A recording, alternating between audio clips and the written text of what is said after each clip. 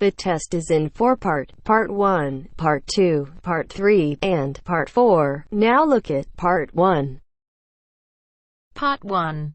First, you have some time to look at questions 1 to 4.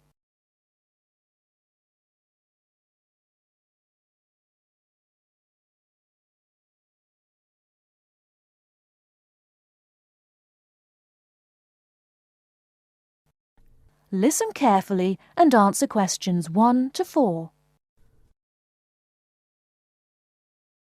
Hello, I am a new student here. Hello, what can I do for you? Can you tell me what the student union does? Well, we're part of the National Union of Students, who represent students' interests across the country. We provide services for all students at this college. What kind of services?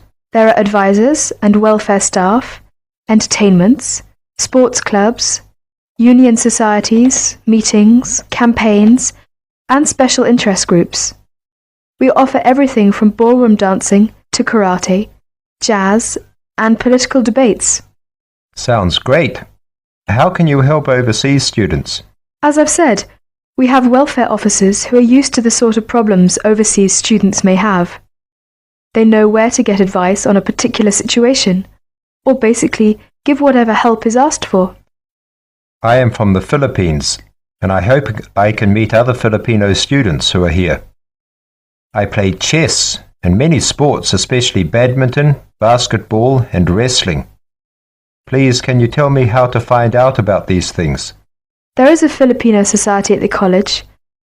Regular meetings take place and lots of social activities are organized, such as meals, plays, and dances. The society is made up of Filipino students and other students who have an interest in the Philippines. And what about the sports? Does the union offer the ones I'm interested in? Yes, we do. There are basketball and wrestling teams. If you want to play in one of the college teams, you have to go along to training sessions and compete for a place. For badminton, you can either go to the badminton club or book a court to play with friends. Is there also a chess club or team? No, I'm afraid not. It may be best for you to put a notice on our notice board to find other players. Will that cost me anything? No, it's a free service available to all students, but you have to give your notice to a union officer first, so that it's fair for everyone who wants to use the notice board. I only have a room for 1 month at the moment. I need to find a house or a flat to live in near the college.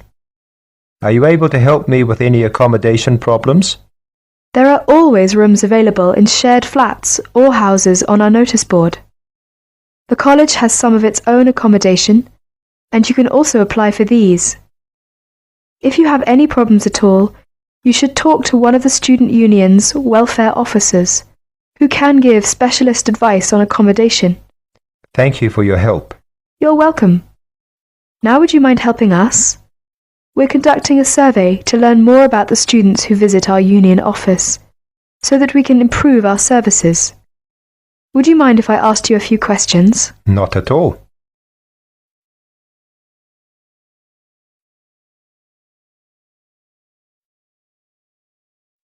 Now look at questions 5 to 10.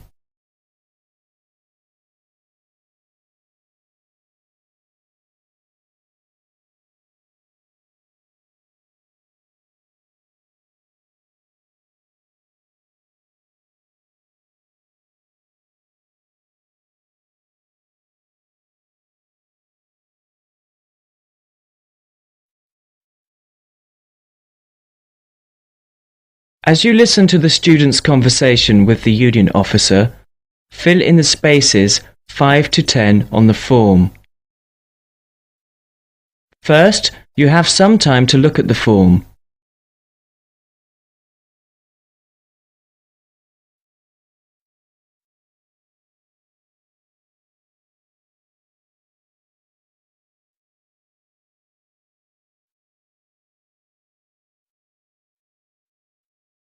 Now listen carefully and fill in gaps 5 to 10.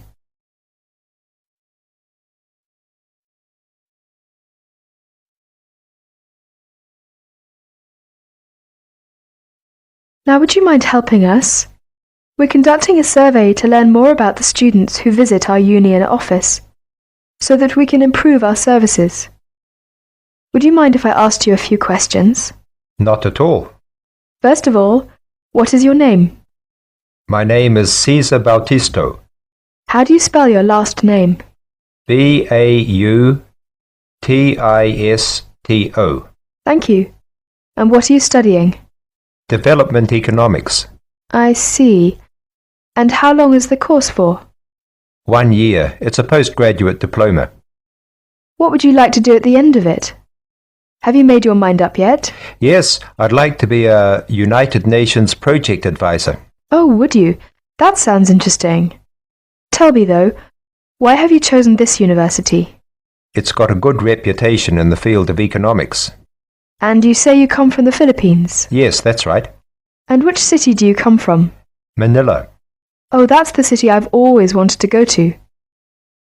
What do you do in your spare time? I go to play games. I love sports. Ah, yes, you mentioned that. Basketball, badminton, and wrestling, wasn't it? Yes, that's right. Okay, that's it. I'll add your name to our mailing list. We appreciate your help with this survey. If you have any suggestions, be sure to give us a call or drop by at any time. All right, I will. Thank you. Bye. Bye.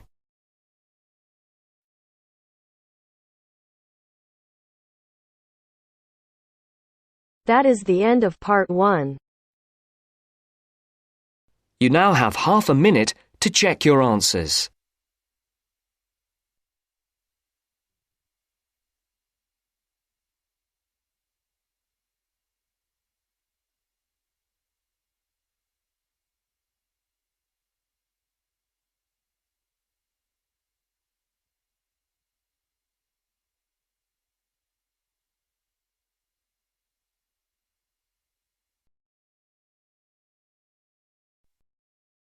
Now turns to part 2.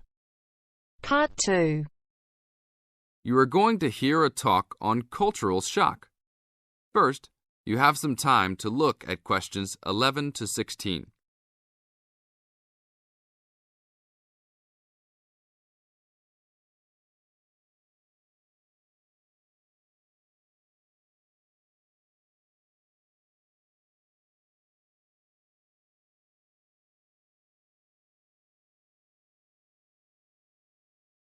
Now listen to the tape and answer the questions. Hi, congratulations on finishing orientation for our study abroad programme.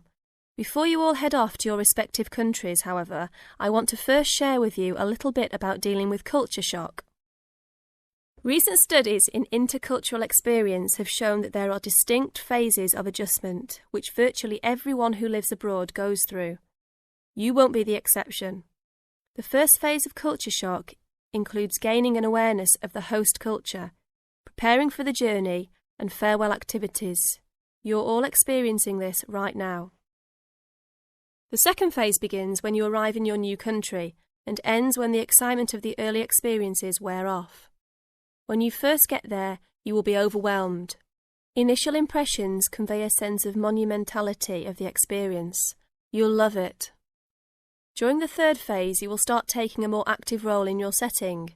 This will produce frustration because there will be some difficulty in coping with even the most elementary aspects of everyday life. I remember not being able to find a toilet one day because I forgot the word for bathroom. Anyhow, your focus will shift during this phase to the differences between your new host culture and your home cultures. This can be troubling, but these sometimes insignificant difficulties can be blown into major catastrophes. That's why this stage is most often referred to as culture shock. Now look at questions 17 to 20.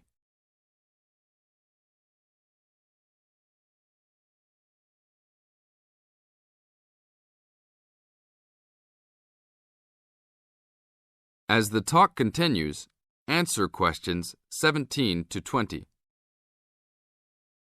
But relax, when this stage is over, you will slip into the gradual adjustment stage. You may not even be aware that this is happening.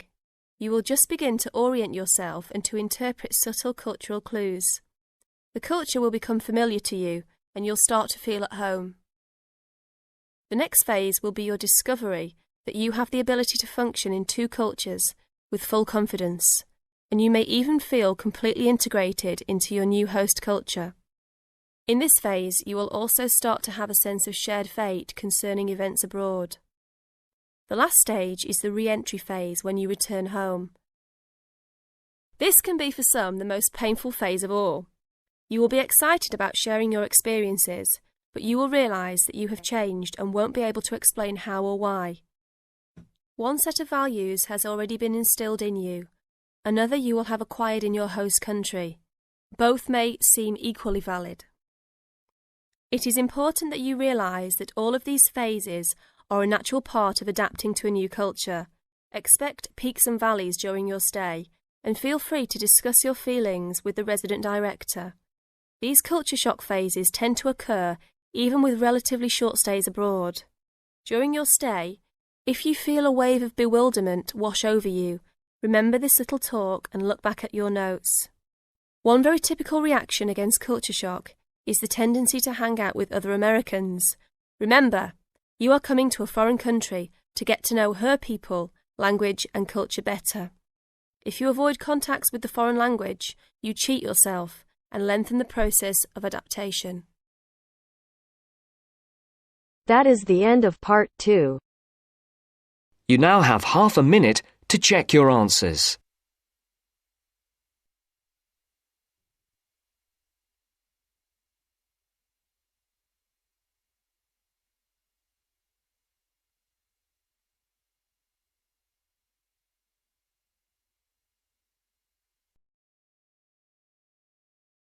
Now turns to part 3.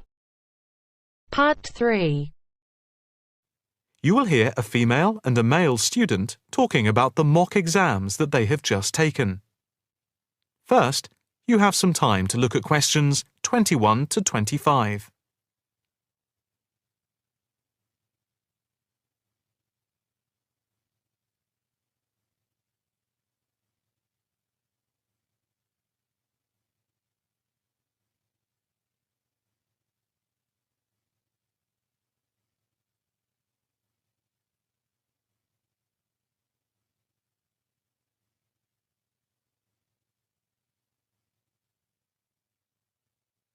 Now listen carefully and answer questions 21 to 25. So, what did you think of the practice exams last week? You mean the mock exams? Yeah. I thought some of them were tough. They were certainly hard and generally they were very long. Yeah, they were spread over a whole week, which made it impossible to relax. Exactly. But what did you think of each test? Of the 7 exams we did, the least enjoyable for me were the 2 3-hour essay papers. Why didn't you like the essay papers? I'm not particularly good at writing things down like that in a short space of time. And I don't think it's a good way of testing our theoretical knowledge of medicine. I'm the opposite, I'm afraid. I'm much better in the written essay exams than the other types of tests. But what about the 2 multiple choice exam papers in basic science and anatomy? They weren't too bad. If you didn't know the answer, all you had to do was guess. That's okay, but I never feel comfortable with guessing. And you know that there is research that shows that women are disadvantaged when doing multiple choice questions compared to men. You've mentioned this before, but I'm not sure I believe it. It's true. Multiple choice questions benefit men more than women. They are a male construct. If you say so. It's not if I say so. Anyway, you have to be careful with multiple choice questions because of the negative marking. That can really bring the score down if you keep guessing and get all of the guesses wrong. It's double negative. Yeah, that is a danger. What about the role play? Did you like that? Yeah, with the actors and actresses as simulated patients. Yeah, I thought that was by far the best part of the exam. Why was that? What I liked about it was during the 24 test stations, we had a chance to show what we know about communicating with patients and show our practical medical knowledge, etc. Yes, I think I agree with you there. I enjoyed all of the stations, but I can tell you I was tired at the end. I have done a practice exam with 12 test stations, but not 24. It was exhausting, but also exhilarating. I agree completely. It lasted nearly 4 hours in total with the break. Before you hear the rest of the conversation, you have some time to look at questions 26 to 30.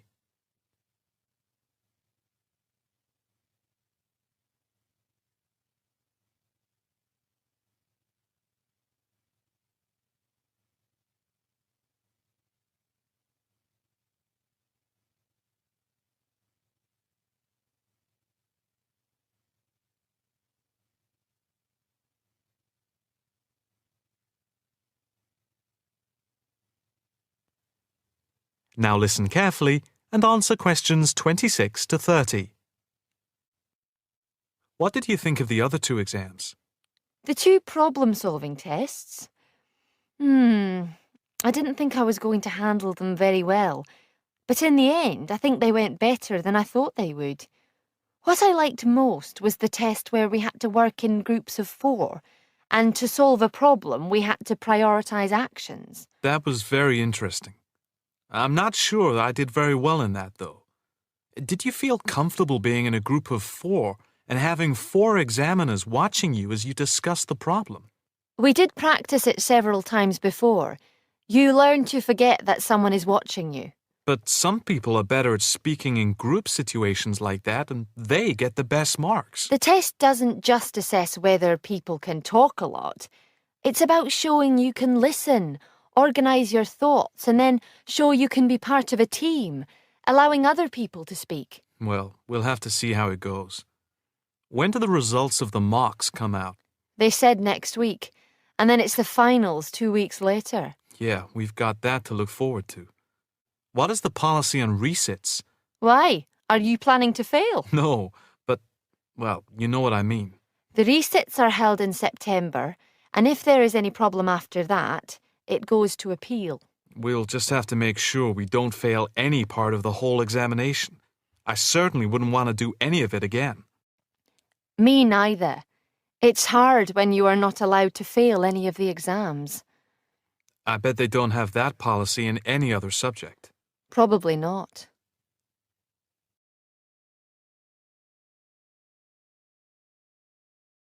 That is the end of part 3. You now have half a minute to check your answers.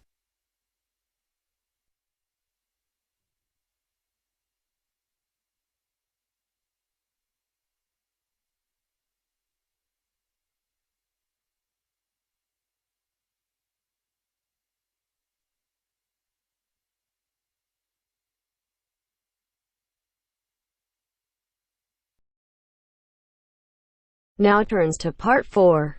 Part 4. You will hear an orientation lecture on sports therapy. First, you have some time to look at questions 31 to 40.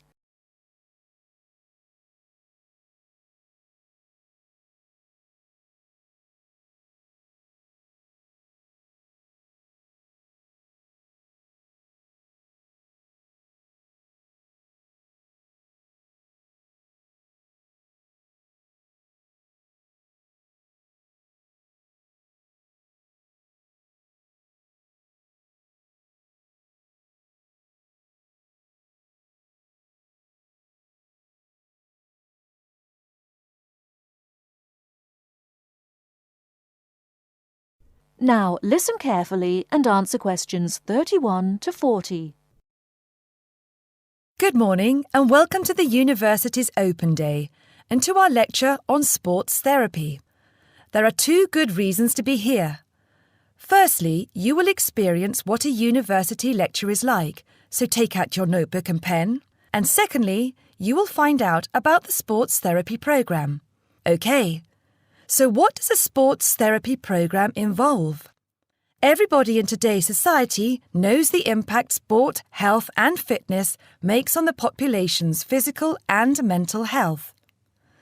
Studying at Kent will develop your understanding of the ideas and issues within the sports therapy, health and fitness industries. Sports therapy is one of the fastest growing careers within the sports sector. The programme teaches you all the specialist knowledge you need in order to work within these industries. This includes scientific aspects such as anatomy and physiology and sports psychology. You learn how to design training programs and lifestyle profiles for a range of clients and to understand the role of sports promotion and event management. The degree also covers the treatment and prevention of sporting injuries and the importance of referral programs. There will be a full description of these subjects for you available at the door when you leave this lecture. Now, just to talk a little about teaching and assessment. The programme involves taking part in and designing practical sports sessions, lectures, small group seminars and private study. On average, you have 6 lectures, 3 practical sessions and a 1-hour-long seminar per week. And you also spend additional time developing your coaching and theoretical knowledge in real-life situations. At Stage 1, the first half of the year is assessed by 100% coursework and observed assessments. A majority of the modules also have written exams within the final half of the year, with the rest practically assessed. Stage 2 and 3 assessment varies from 100% coursework to a combination of examination and coursework, usually in the ratio 50-50, 60-40 or 80-20. You're probably wondering what career paths you can take once you've completed this degree. Well, careers can vary from employment in health and fitness clubs, sports injury clinics, sports development within local authorities, or with national governing bodies of sport, working in community leisure or sports attractions, self-employed personal trainer or sports therapist. There are some requirements you need to fulfill to enter this course. International students can qualify with the following: school certificates and higher school certificates awarded by a body approved by the university, matriculation from an approved university, with a pass in English language at GCSE O-level or an equivalent level in an approved English language test, passing one of Kent's foundation programmes, provided that you meet the subject requirements for the degree course you intend to study, or an examination pass accepted as equivalent to any of the above. In order to enter directly onto a degree course, you also need to prove your proficiency in English, and we ask for one of the following: average 6.5 in Ielts test, minimum 6.0 in reading and writing, Grade B in Cambridge Certificate of Proficiency in English, Grade A in Cambridge Advanced Certificate in English, a pass overall in the JMB/NEAB test in English for overseas students, with at least B in writing, reading and speaking modules, a TOEFL score of at least 580 written test or 237 computer test. If you haven't yet reached those standards, Kent runs a foundation course for international students, which gives you a year's academic and language training before you begin on your degree. Right, that's about it. Any questions? That is the end of part 4. You now have half a minute to check your answers.